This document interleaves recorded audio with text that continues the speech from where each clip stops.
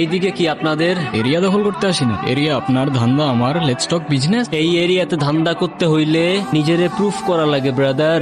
চলেন খেলি। এত চাপ নিতে পারবি? এটা সমুদ্রের তলা, শুধু চারিদিকে পানি। ওই দেখ দেখ, ওরা করতে আইছে ধান্দা, দুইটা নতুন আমদানি। আমার হোমিজ আমার সাথে।